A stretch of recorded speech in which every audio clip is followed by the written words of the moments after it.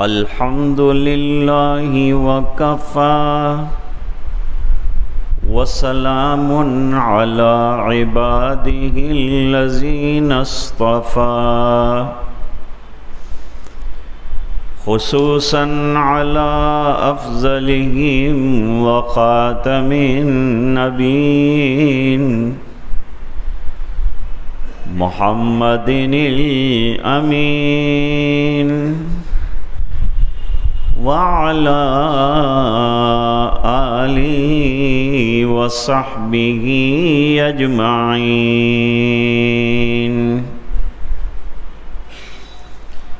أما بعد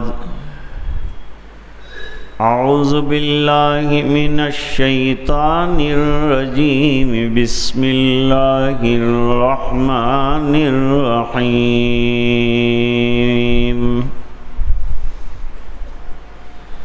يا أيها الذين آمنوا استعينوا بالصبر والصلاة إن الله مع الصابرين صدق الله العظيم اللهم صل على سيدنا محمد وعلى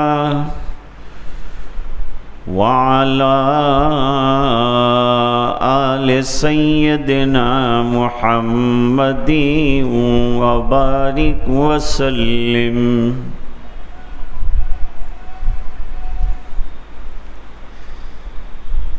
یہ مبارک مہینہ وہ ہے جس میں حضور پاک صلی اللہ علیہ وسلم نے برکت کی دعا فرمائی ہے اور ارشاد فرمایا اللہم بارک لنا فی رجب و شعبان، اے اللہ ہمارے رجب اور شعبان میں برکت عطا فرما، وبلغنا رمضان، اور یہ برکتوں کا خلاصہ اور نتیجہ یہ ہو کہ ہمیں صحت اور عافیت کے ساتھ عبادتوں کا مہینہ رمضان ملے، اس کے لیے پہلے سے تیاری اور اس کا خیر مقدم کرنا ہے، اس کے لیے دعائیں کرنا ہے۔ گویا رجب سے حضور پاک صلی اللہ علیہ وسلم امت کو رمضان کی عبادتوں کا شوق دلا رہے ہیں۔ رمضان کی بڑی عبادت روزہ ہے اور رات کی تراویح ہے۔ روزہ بھی سفارشی بنے گا اللہ تعالیٰ کے یہاں، اور قرآن کریم بھی سفارشی بنے گا۔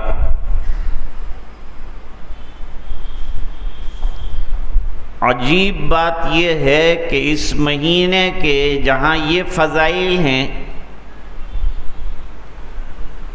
وہیں اس مہینے میں اللہ تعالیٰ نے حضور پاک صلی اللہ علیہ وسلم کو آسمان کی بلندیوں پر اور معراج میں بلایا اور نماز جیسا تحفہ عطا فرمایا۔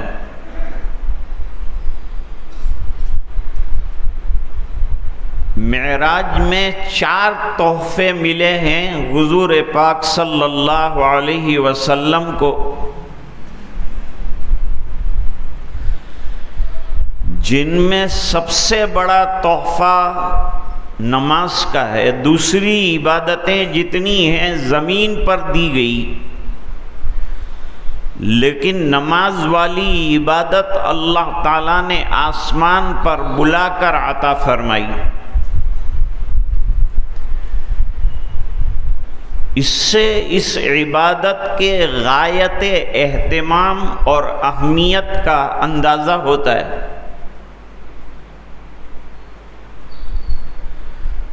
نماز کیا ہے؟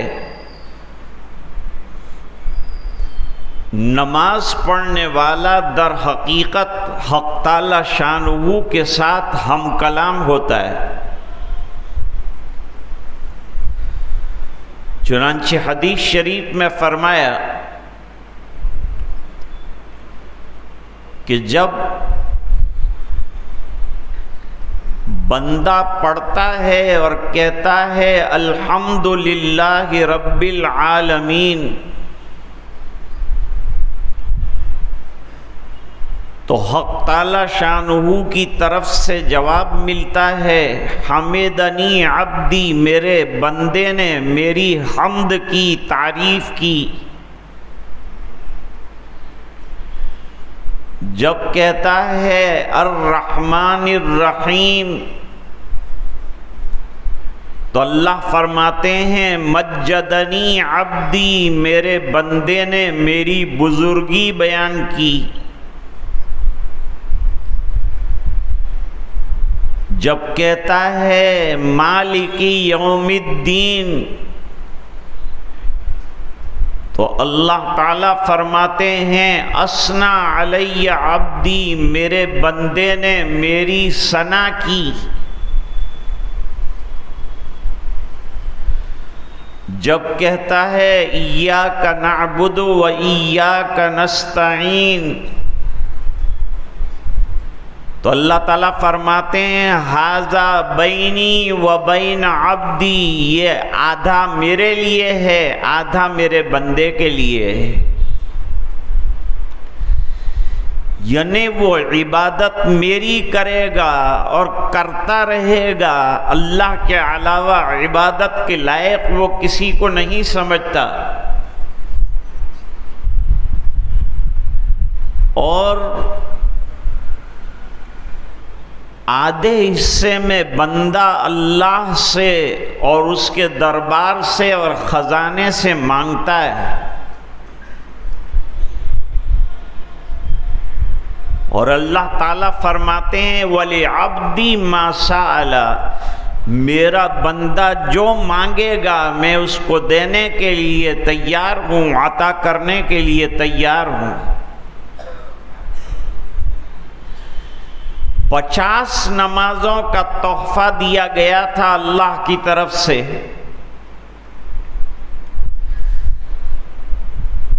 حضور پاک صلی اللہ علیہ وسلم بخوشی لے کر آ رہے تھے، لیکن حضرت موسیٰ علیہ السلام نے بیچ میں روکا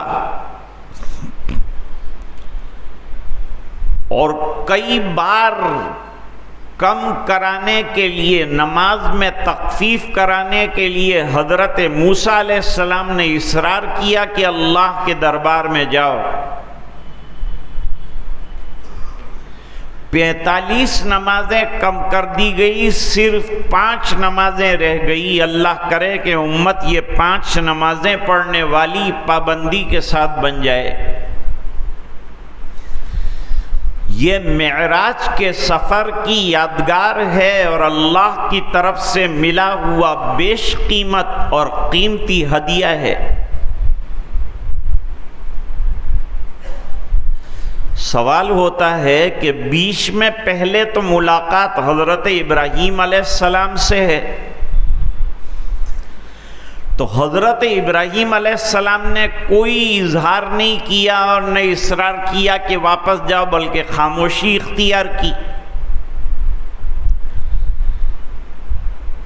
اس کے جواب میں علماء فرماتے ہیں کہ مقام خلت جو ہوتا ہے وہ مقام تسلیم و رضا ہوتا ہے. اس بنا پر حضرت ابراہیم علیہ السلام خاموش رہے، چونکہ وہ مقام تسلیم و رضا کے حامل ہیں، اور حضرت موسیٰ علیہ السلام مقام تکلیم کے حامل ہیں، جو مقام ناز ہے۔ اس بنا پر حضرت موسیٰ علیہ السلام نے کلام کیا، حضور کو بھیجا، 5 نمازیں رہ گئی، لیکن حق تعالی شانہ کی بارگاہ سے اعلان ہوا کہ ما یبدل القول لدی وما انا بظلام للعبید، میرے یہاں بات بدلی نہیں جاتی، میں نے جو 50 نمازوں کو کہہ دیا تو تم اگر 5 نمازیں بھی ادا کرو گے تو اس پر 50 نمازوں کا ثواب عطا کروں گا، دوں گا۔ حضور پاک صلی اللہ علیہ وسلم نے معراج میں جاتے ہوئے 3 مقامات پر نماز پڑھی ہے، ایک بیت اللحم میں، ایک مدین میں، ایک وادی میں، اور 4تھی نماز بیت المقدس میں، اور 5ویں نماز بیت المعمور جو فرشتوں کا 7ویں آسمان پر قبلہ ہے، وہاں بھی 2 رکعتیں حضور پاک صلی اللہ علیہ وسلم نے ادا فرمائی۔ نماز در حقیقت اللہ تعالیٰ کے خزانوں سے لینے کا ایک وسیلہ ہے، ایک ذریعہ ہے۔ اس لیے خوشیوں کے موقع پر بھی نماز دی گئی، غم کے موقع پر بھی نماز دی گئی۔ عید کا موقع خوشیوں کا موقع ہے، اس وقت بھی نماز دی گئی، اور زائد تکبیروں کے ساتھ نماز دی گئی کہ اے اللہ تو نے یہ خوشی کا جو دن دکھایا، اس پر تیری کبریائی اور تیری بزرگی کو سلام کرتے ہیں اور تیری بارگاہ میں سجدہ شکر بجا لاتے ہیں۔ اور جب غم کی بات آتی ہے کہ کوئی عزیز کا، قریب کا، رشتہ دار کا انتقال ہوا تو انتقال میں پھر صلاۃ جنازہ پڑھی جاتی ہے، تو خوشیوں میں بھی نماز دی ہے، غم میں بھی نماز دی۔ اور انسان کی زندگی ہے کتنی؟ قرآن کریم تو یہ کہتا ہے کہ انسان اپنا جو بھی قدم اٹھاتا ہے وہ در حقیقت قبرستان کی طرف اٹھایا جانے والا اور عدم کی طرف اٹھایا جانے والا قدم ہے۔ یا ایھا الانسان انک کادح الی ربک کدحا فملاقی، انسان تو کھینچ کر جا رہا ہے اللہ کی طرف، اور ایک دن اللہ سے تیری ملاقات اور دنیا سے جانا طے ہے۔ ہر قدم انسان کو عدم کی طرف لے جا رہا ہے۔ جب انسان پیدا ہوتا ہے اور مسلمان بچہ پیدا ہوتا ہے تو نہلانے دہلانے کے بعد ایک کان میں اذان کہی جاتی ہے اور ایک کے اندر اقامت کہی جاتی ہے۔ ہر پیدا ہونے والے بچے کی اذان اور اقامت ہو چکی، اور اقامت کے بعد جو ہے صرف چند لمحوں کا وقت رہتا ہے جس میں امام اللہ اکبر کہتا ہے اور نماز کھڑی ہو جاتی ہے۔ دنیا کے ہر آنے والے انسان کو بتایا جاتا ہے، مسلمان کو بتایا جاتا ہے کہ تیری اذان اور اقامت ہو چکی ہے اور صرف تیری نماز جنازہ باقی ہے۔ اس کے بیچ میں تو شادی کرے گا، کاروبار کرے گا، اپنی زندگی گزارے گا، یہ در حقیقت جتنی بھی چیزیں ہیں سب آخرت کی تیاری کے طور پر کرنا ہے، چاہے وہ شادی کر رہا ہو، چاہے وہ ازدواجی زندگی گزار رہا ہو، چاہے وہ بچوں کی تربیت کر رہا ہو، چاہے کاروبار کر رہا ہو، یہ سب آخرت کی تیاری کے اندر داخل ہے۔ ہم جا ہی رہے ہیں آخرت کی طرف۔ اب نماز جو ہے وہ اللہ کے خزانوں سے لینے کا وسیلہ ہے، لیکن لینے کے لیے نماز بھی اس شان کی ہونی چاہیے جو حضور پاک صلی اللہ علیہ وسلم نے پڑھ کر بتائی ہے، اور اس کا طریقہ ہمیں ارشاد فرمایا ہے اور تلقین فرمایا ہے۔ آپ نے نماز پڑھائی ہے اور نماز سکھائی ہے، نماز سیکھنے والی چیز ہے، اس لیے ہمارے دعوت کے کام میں نماز کے حلقے، دین کے حلقے، قرآن کریم کے حلقے لگا کر نمازوں کو درست اور صحیح کیا جاتا ہے، کیونکہ حضور کا ارشاد ہے صلو کما رأیتمونی اصلی، نماز ایسی پڑھو جیسا کہ مجھے دیکھتے ہو نماز پڑھتے ہوئے۔ صحابہ کرام نے نمازوں کے خزانے سے بڑا استفادہ کیا ہے اور اللہ کے خزانوں سے لیا ہے نمازوں کے لیے۔ نمازوں کے ذریعے سے روایتوں میں آتا ہے حضرت سفینہ رضی اللہ تعالیٰ عنہ اور کچھ صحابہ کرام سفر کر رہے تھے، سفر کرتے ہوئے سمندر میں کشتی ٹوٹ گئی تو جنگل کے کنارے پر اتر گئے، سامنے سے شیر آ گیا، حضرت سفینہ رضی اللہ تعالیٰ عنہ گھبرائے پہلے تو، اور دوسرے صحابہ کرام بھی ذرا گھبرائے کہ بھئی جنگل کا درندہ ہے شیر، یہ تو کسی کی رعایت کرے گا نہیں۔ لیکن حضرت سفینہ رضی اللہ تعالیٰ عنہ نے فرمایا کہ اے ابو الحارث، اگر تو جنگل کا بادشاہ ہے تو ہم نبیوں کے سلطان جناب رسول اللہ صلی اللہ علیہ وسلم کے غلام ہیں اور اللہ کے دین کی محنت میں نکلے ہیں، خبردار جو تو نے ہم کو چھیڑا ہے۔ وہ شیر جو آدم خور مانا جاتا ہے وہی شیر ان کو راستہ بتانے والا بن گیا اور جہاں تک ان کو جانا تھا وہاں تک پہنچا دیا۔ یہ اللہ نے جو نماز عطا فرمائی ہے جس پر صحابہ کرام نے عمل کیا، اس کے واسطے سے حق تعالی شانہ نے یہ نعمتوں سے نوازا، اور روزی کی برکتوں کو اللہ تعالی نے نماز کے اندر پوشیدہ رکھا ہے۔ چنانچہ قرآن کریم میں واضح ارشاد ہے وَأْمُرْ أَهْلَكَ بِالصَّلَاةِ وَاسْتَبِرْ عَلَيْهَا لَا نَسْأَلُكَ رِزْقًا نَحْنُ نَرْزُقُكَ وَالْعَاقِبَةُ لِلتَّقْوَىٰ۔ اے نبی صلی اللہ علیہ وسلم، آپ بھی نماز پر کاربند رہیے، حالانکہ حضور پاک صلی اللہ علیہ وسلم کاربند ہیں نماز پر، لیکن کہا اس لیے جا رہا ہے تاکہ امتی نماز کے پابند ہو جائیں، امت نماز کی متوالی بن جائے، نماز کا چھوڑنا ان کے لیے مشکل ہو جائے اور نماز کا بجا لانا ان کے لیے آسان ہو جائے۔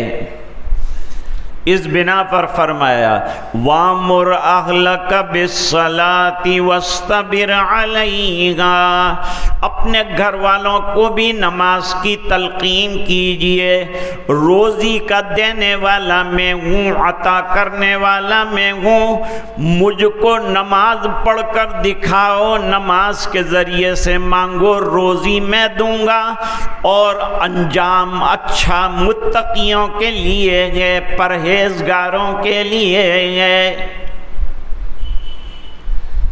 حضرت عمر رضی اللہ تعالیٰ عنہ کے زمانے میں قحط سالی ہو گئی،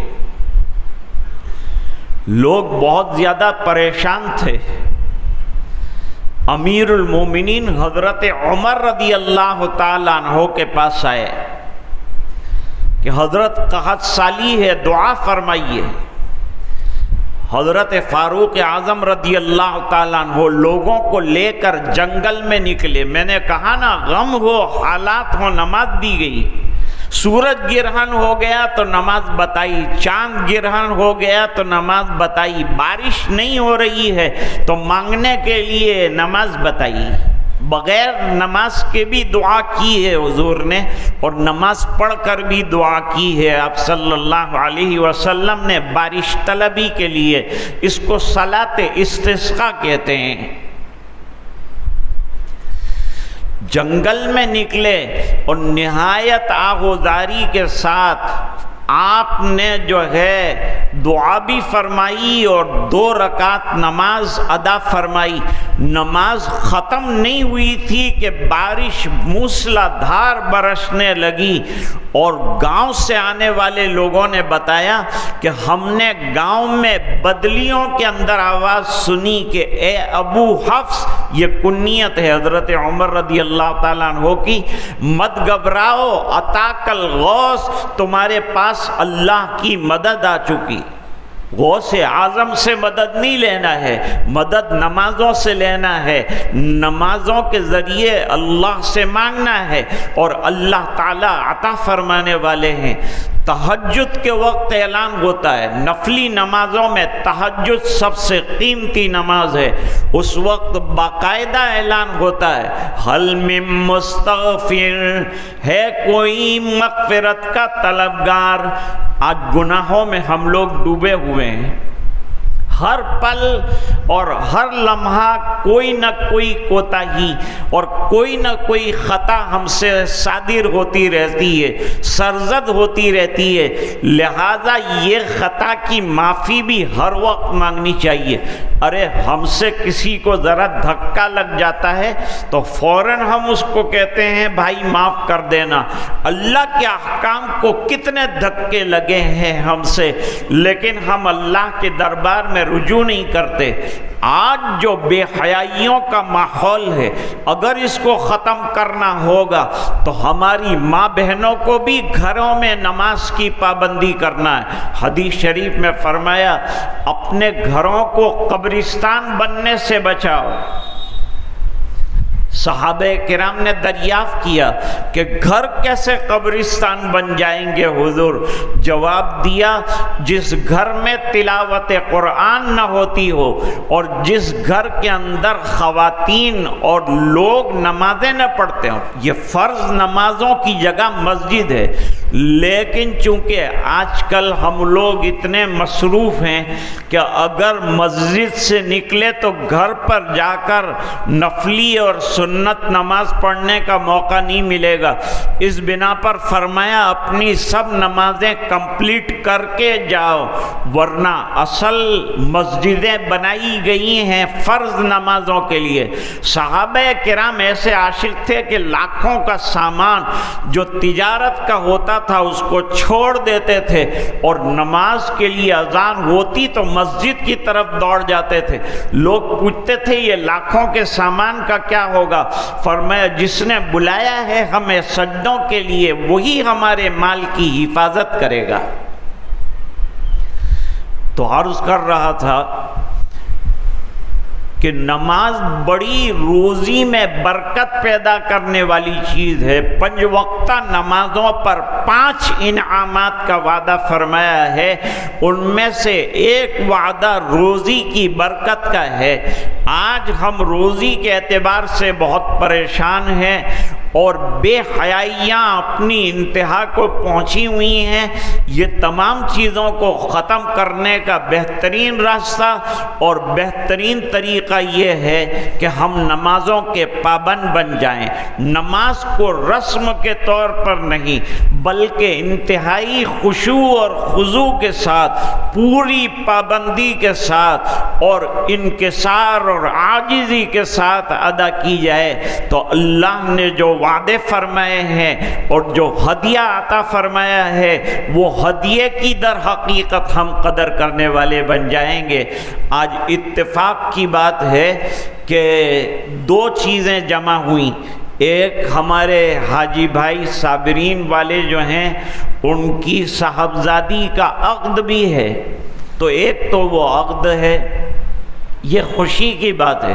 اللہ تعالیٰ کی شانیں مختلف ہیں، ایک ہی وقت کے اندر دو شانیں اور کئی شانیں، کل یوم ہوا فی شان، اللہ تعالیٰ کی ایک ہی وقت میں کئی شانیں ظاہر ہوتی ہیں۔ آدمی رو رہا ہو تو ہنس نہیں رہا ہوتا ہے، غم میں ہو تو خوشی میں نہیں ہوتا ہے، لیکن اللہ کی شان یہ ہے کہ ایک ہی وقت میں ایک جگہ پر بچہ پیدا ہو رہا ہے، خوشیاں ہیں، دوسری جگہ جنازہ اٹھ رہا ہے، تیسری جگہ نکاح کا ماحول بنا ہوا ہے، دلہا خوشیوں سے دوچار ہے، رشتہ دار خوش ہو رہے ہیں۔ یہ سب اصل میں اللہ کی مختلف شانیں ہیں جو بیک وقت ظاہر ہوتی ہے۔